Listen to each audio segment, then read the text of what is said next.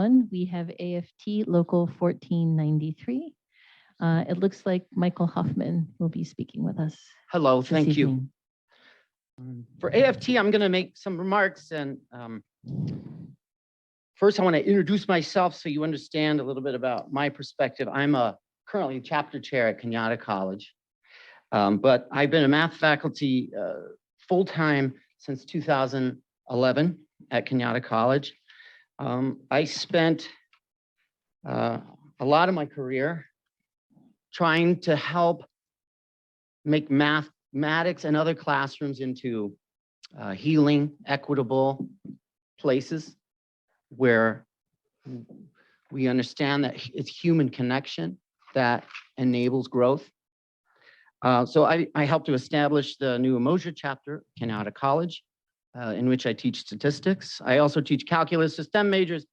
I taught several workshops on anti-bias within STEM. I've also done a lot of designing and implementing and participating in professional development programs.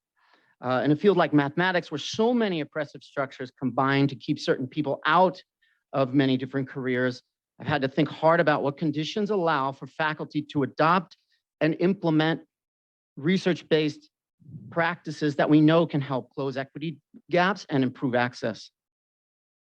One major theme in the research on effective instructional programs is that relationships are key. In order for students to take the risks, to become vulnerable enough, to make the commitment required for them to really learn difficult things, they have to feel connected and valued by the institution, and especially from their instructors, the counselors, the librarians, all things that faculty do. In practice, this means that in addition to the intellectual labor associated with scaffolding the learning process within specific disciplinary domains and keeping the content relevant and adapting to rapidly changing technological and learning modality landscapes, instructors are also called upon to do a significant amount of emotional labor, or as we often call it in ed speak, attend to the affective domain, which also overlaps significantly with embedding anti-racism in the curriculum.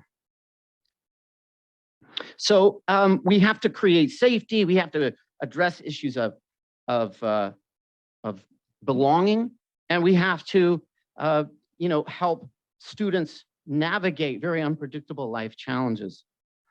And to be clear, I love that part of my job.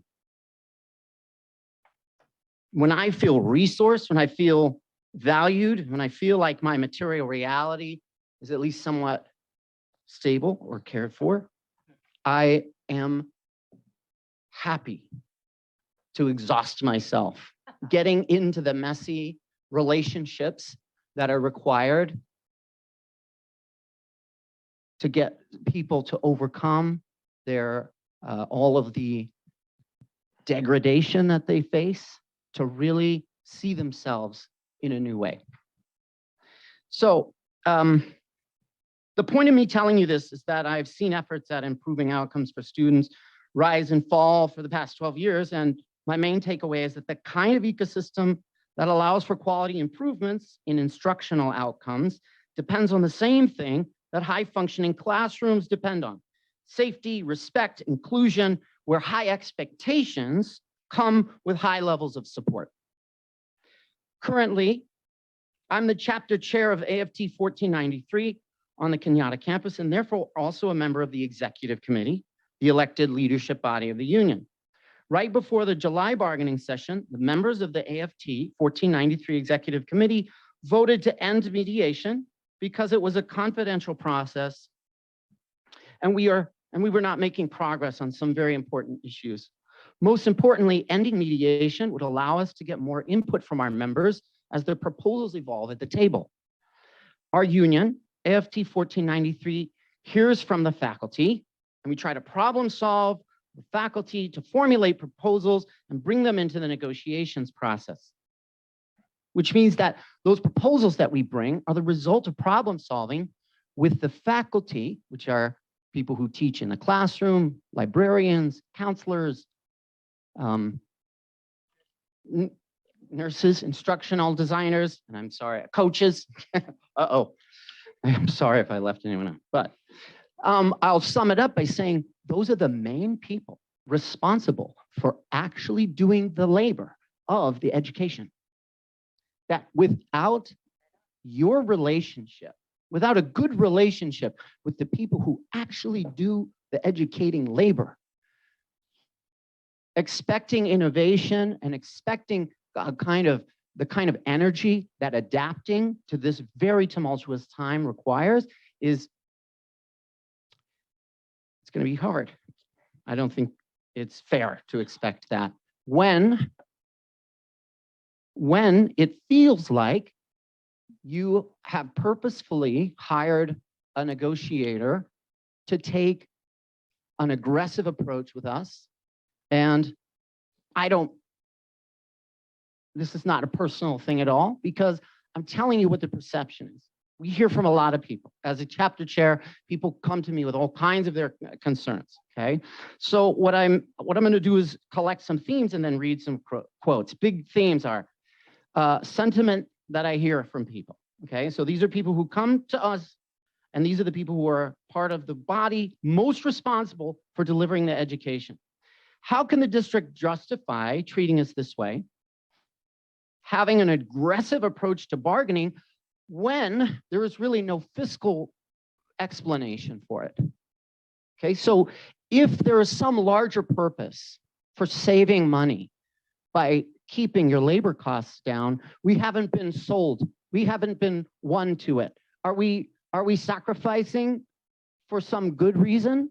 Because it's not clear. It makes many of us feel disrespected, exhausted, and demoralized.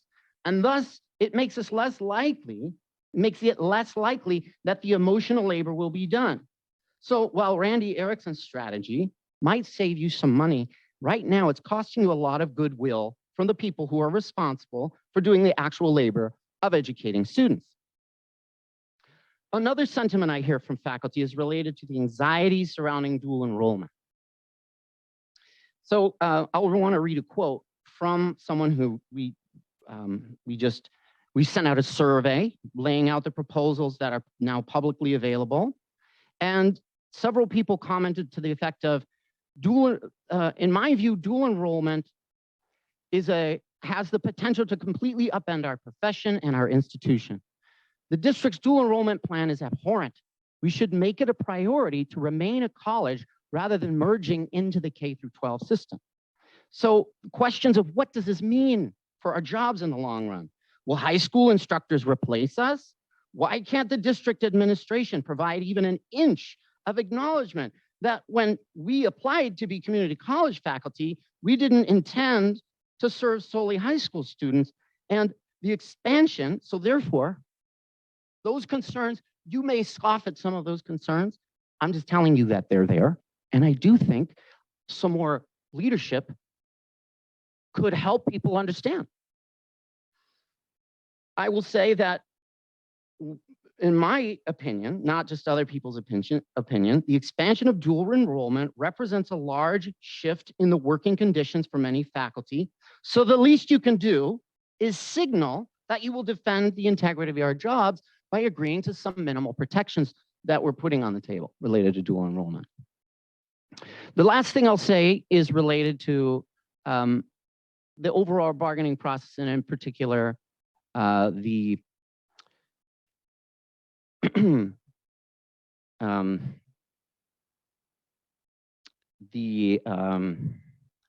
salary issue.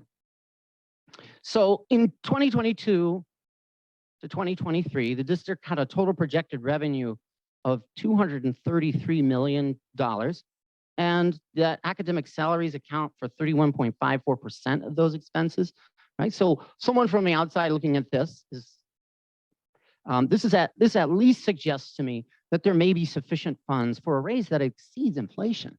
And just from a simple cursory glance, since 2020, inflation has been, well, the number I'm thinking of is that by the end of the contract term, we will have, if without any raises, we would be 20% below where we were in 2020. So being offered 15% is projected to be and continue to be a pay cut. And I just don't understand why.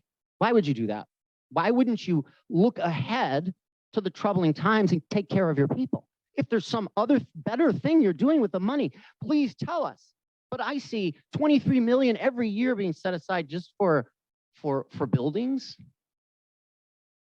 I see, you know, so yeah, you could tell there's feelings. I have feelings. We all have feelings. So while you may be managing cold, hard cash realities and worrying about fiscal responsibility, it looks like that only applies. Fiscal responsibility only really applies when it comes to salaries, wages, the living and working conditions of the people who you employ. So I'll end with one other quote, which is from a member. I didn't write this. Well, I have to paraphrase, but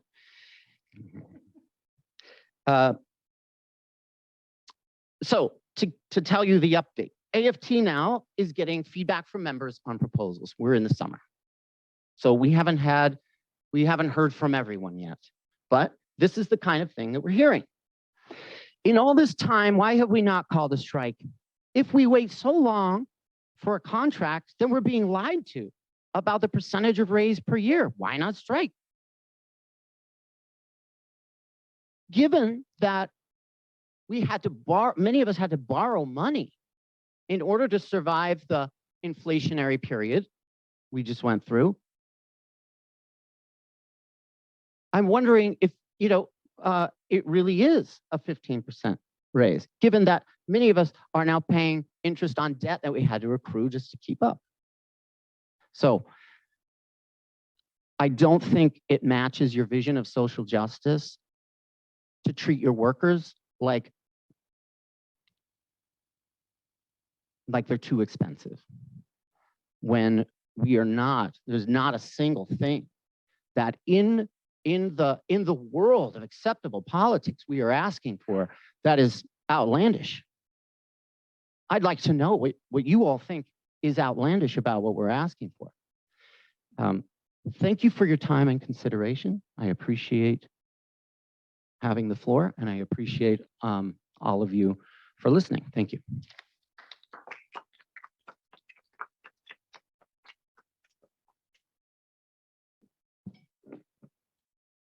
Thank you very much for your comments and for all of you being here to support him as well. CSEA